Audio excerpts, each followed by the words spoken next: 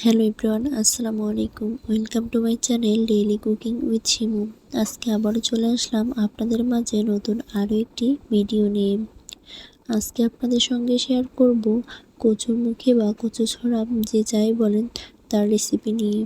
প্রথমে আমি কচুরমুখীগুলোকে হালকা ভাপ দিয়ে নিলাম সামান্য পরিমাণে লবণ এবং হলুদ দিয়ে, যেন এর থেকে লোট ভাবটা কমে যায় বা আঠালো ভাবটা কমে যায়। তারপর আমি কড়াইয়ে দিয়ে দিলাম তেল, দিয়ে দেব পরিমাণ মতো পেঁয়াজ কুচি, সাথে অ্যাড করে দিব সামান্য পরিমাণে রসুন বাটা।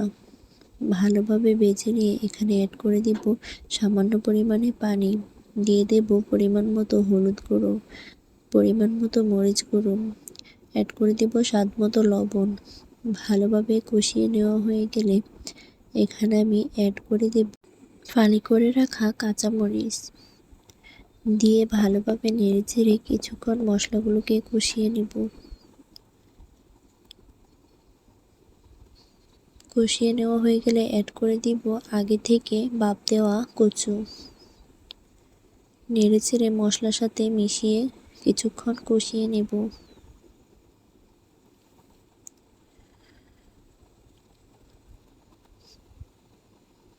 আপনারা আমার ভিডিওটি কে কোথা থেকে দেখছেন অবশ্যই কমেন্টে জানাবেন। আমার ভিডিও আপনাদের কাছে কেমন লাগে কমেন্টে জানাবেন। এই পর্যায়ে আমি এখানে অ্যাড করে দেব পরিমাণ মতো পানি, যতটুকু প্রয়োজন রান্না করতে।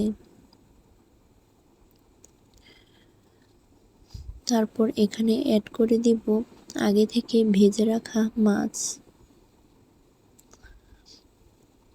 আপনারা কারা কচু খেতে পছন্দ করেন অবশ্যই জানাবেন। এটাকে আমরা কচুরমুখী বলে থাকি, আপনারা কে কী বলেন কমেন্টে জানাবেন। তো কিছুক্ষণ রান্না করে নিব।